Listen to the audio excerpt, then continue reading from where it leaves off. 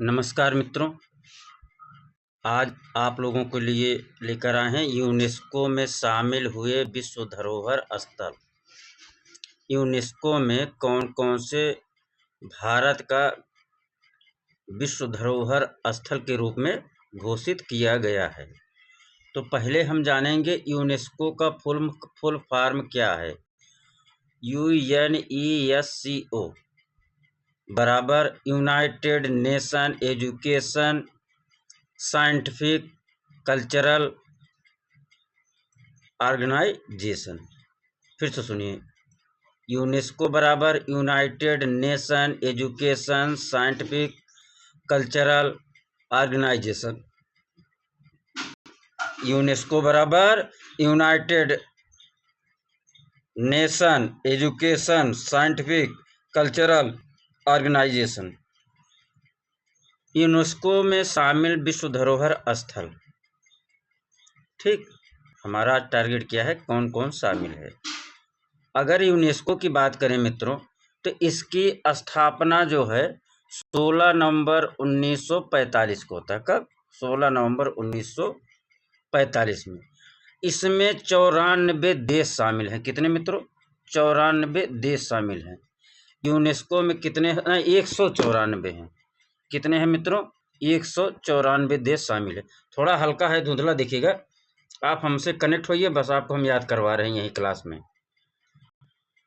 स्थापना कब हुआ था यूनेस्को का? 1945 ईस्वी में। यूनेस्को की स्थापना कब हुआ था? 16 नवंबर 1945 ईस्वी में। यूनेस्को की स्थापना कब हुआ था? 16 नवंबर 1945 ईस्वी में।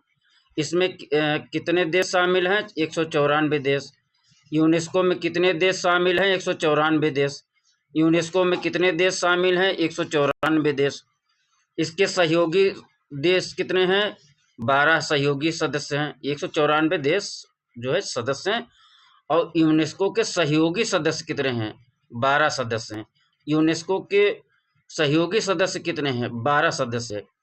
पूछ लेता है कि सहयोगी सदस्य कितना है? 194, 199, 204, एक ऑप्शन दे देगा 12। तो आप लोगों के दिमाग में फिट रहता है 194 देश सदस्य हैं।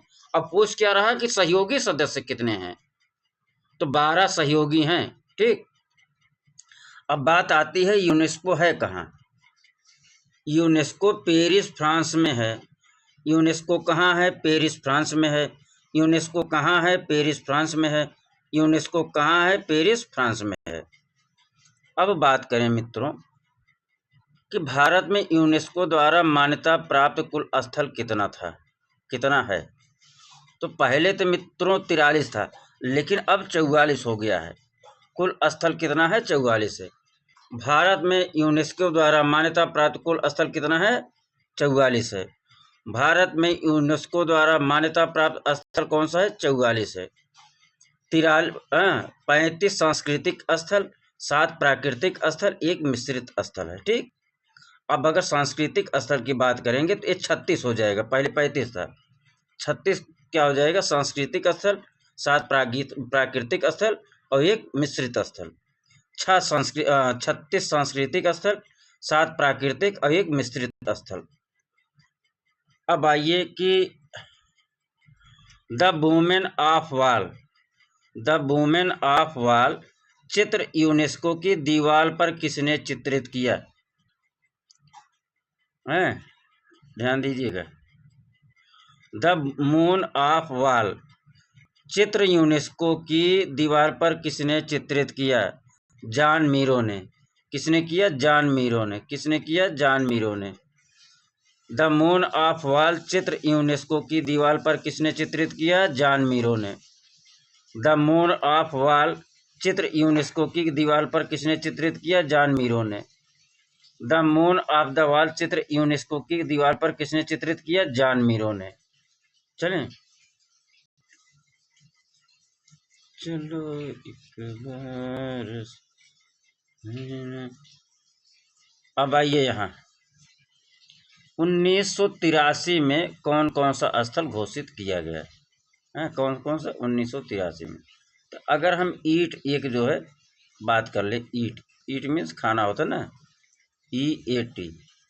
तो 1983 में ईट याद करिए, 1983 में यूनेस्को में कौन शामिल हुआ? ईट। 1983 में कौन शामिल हुआ? ईट, EAT। E for Ellora, A for Ajanta, T for Taj Mahal. 1983 में कौन कौन सा देश यूनेस्को में शामिल हुआ? एलोरा, अजंता, ताजमहल। 1983 में यूनेस्को में कौन शामिल हुआ? एलोरा, अजंता, ताजमहल।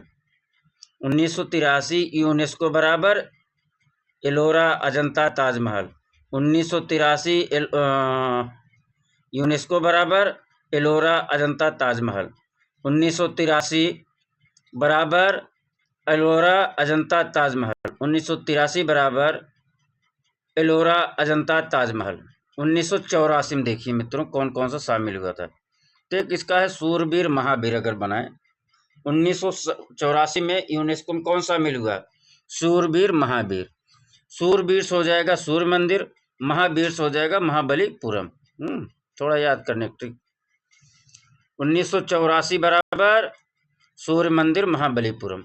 1984 बराबर सूर्य मंदिर महाबलीपुरम। 1984 बराबर सूर्य मंदिर महाबलीपुरम। 1984 में कौन कौन शामिल हुआ यूनेस्को में? सूर्य मंदिर महाबलीपुरम। 1984 में कौन सा शामिल हुआ भारत का मंदिर? सूर्य मंदिर महाबलीपुरम। 1984 में भारत से कौन सा स्थल यूनेस्को में शामिल हुआ? सूर्य मंदिर महाबलीपुरम। अब आइए 1986 की बात करते हैं। 1986 में खजुराहो, हम्पी, फतेहपुर सीकरी शामिल किया गया यूनेस्को में। 1986 में किसे यूनेस्को में शामिल किया गया? खजुराहो, हम्पी, फतेहपुर सीकरी। खजुराहो, हम्पी, फतेहपुर सीकरी। खजुराहो, हम्पी, फतेहपुर सीकरी। 1986 में यूनेस्को में कौन कौन सा शामिल किया गया? खजुराहो, हम्पी, फतेहपुर सीकरी। खजुराहो, हम्पी, फतेहपुर सीकरी। 1986 में भारत से कौन सा शामिल किया गया यूनेस्को में? खजुराहो, हम्पी, फतेहपुर सीकरी। खजुराहो, हम्पी, फतेहपुर सीकरी। 1987 में एलिफेंटा को यूनेस्को में शामिल किया गया। 1987 में किसको शामिल किया गया? एलिफेंटा को यूनेस्को में।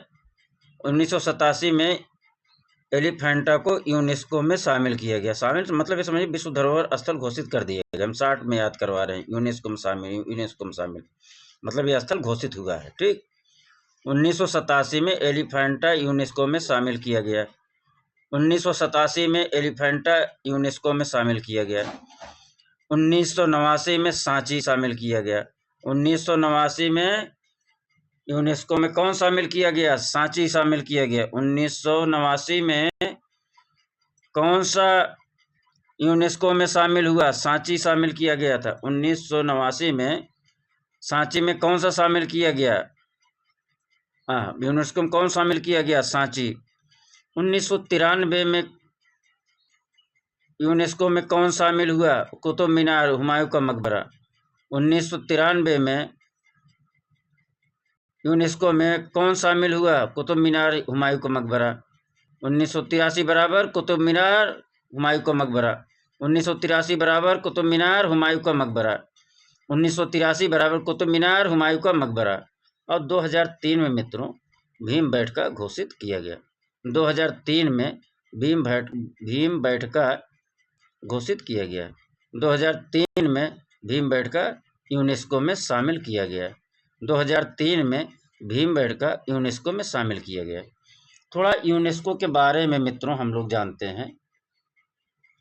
43 पहले थे, अभी ऊपर हमने बताया कितने थे? 43। अब कितने हो गए? 44। कितने हो गए हैं मित्रों? 44 हो गया। ठीक। रुको थोड़ा बड़ा कर दे हम। अब कितने हैं? 44 हैं। अगर हम 44 की बात करें तो 44वां जो शामिल हुआ, 44वां वो क्या है?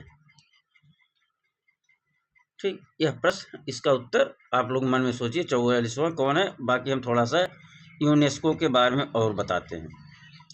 यूनेस्को का उद्देश्य क्या है मित्रों? यूनेस्को का उद्देश्य क्या है? यूनेस्को ऐसे स्थलों की पहचान करता है। यूनेस्को ऐसे स्थलों की पहचान करता है जो असाधारण सार्वभौमिक मूल्य रखते हैं, जो असाधारण सार्वभौमिक मूल्य रखते हैं। अगला, उन्हें सुरक्षित और संरक्षित रखते हैं ताकि वे भविष्य में आने वाली पीढ़ी को मिल सके। उद्देश्य क्या है? उन्हें सुरक्षित इसलिए रखा जाता है कि भविष्य में आने वाली पीढ़ी को भी वो देख सकें। इसमें 2 समिति शायद बनी है, शायद नहीं है। एक तो विश्व धरोहर समिति है और दूसरा जो है विश्व धरोहर सूची। ठीक, अगर स्थलों का मूल्यांकन की बात करें तो देश अपने अपने स्थलों को नामित करते हैं। उन्हें नामित सलाहकार निकाय द्वारा जांचा परखा जाता है, फिर सूची में शामिल कराने के लिए आवेदन किया जाता है। ठीक, इसमें एक कोष बना है, यूनेस्को ने एक कोष बनाया है। कोष इसलिए बनाया कि जब वो शामिल कर लेता है विश्व धरोहर सूची में अपने यहाँ, तो उसकी सुरक्षा के दृष्टि, सुरक्षा के लिए, मरम्मत के लिए, मेंटेनेंस के लिए उस खराब ना तो बहुत सारा फंड वो देता है। ठीक, अब 12 जो है 44वां कौन था, प्रश्न आता है ना, कौन शामिल हुआ 44वां विश्व धरोहर सूची में, किसको शामिल किया गया? ठीक, 1 मिनट मित्रों, अब इस पे डिटेल कर दें, यहाँ यहीं से प्रश्न आएगा 44वां से।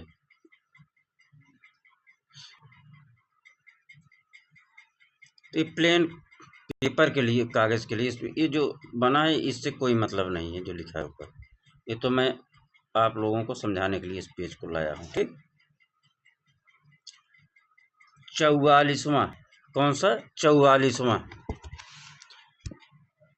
यूनेस्को में कौन कौन सा, किसको शामिल किया गया 44वां में? ठीक, यूनेस्को,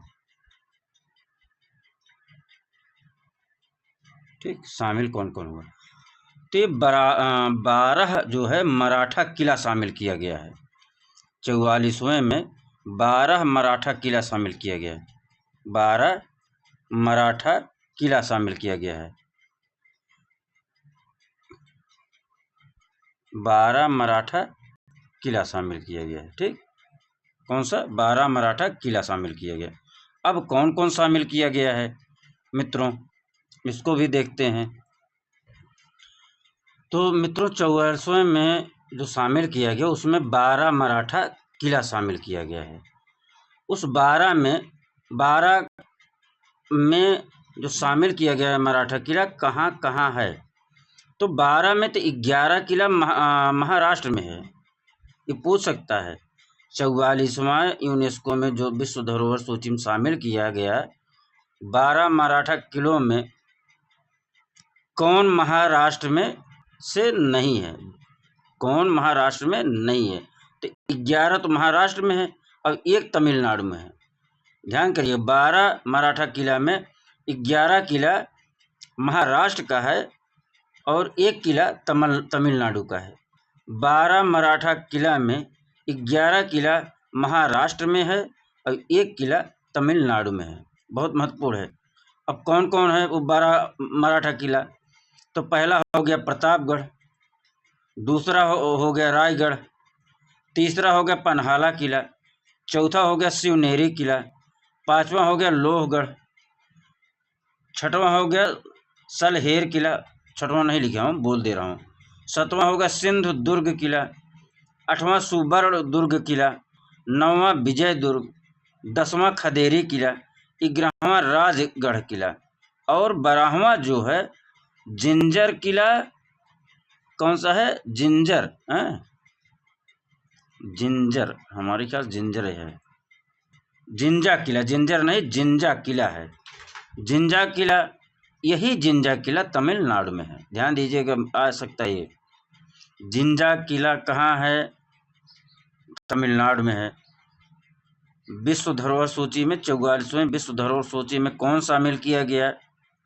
जिंजर किला शामिल किया गया, क्योंकि एक सिंगल अकेला, इसलिए यहाँ से प्रश्न आएगा जिंजर किला। अब हम आपको बता दे रहे हैं, 12 तो हो ही गया,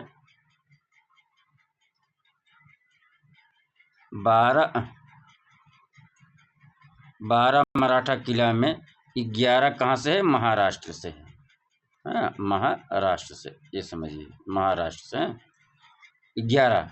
और एक किला जो है तमिलनाडु से है। कहाँ से? तमिलनाडु से है, तमिलनाडु से है, तमिलनाडु से है।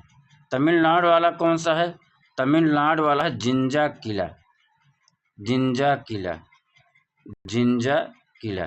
कौन सा है? जिंजा किला। ये तमिलनाडु में है, जो 44वां सूची में शामिल हुआ भारत का 12 मराठा जो है किला, उसमें से ये 12वां जो है तमिलनाडु जिंजा में है, 12वां तमिलनाडु जिंजा में है।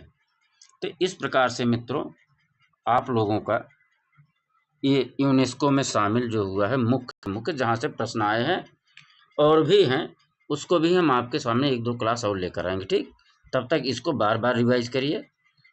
आभार प्रकट करते हैं। हो सके तो लाइक करिए, ना मन हो तो मत करिए, लेकिन पढ़िए जरूर। ठीक, ना मन हो मत लाइक करो यार, लेकिन पढ़ो, सुनो। धन्यवाद, आभार प्रकट करते हैं आप सभी का।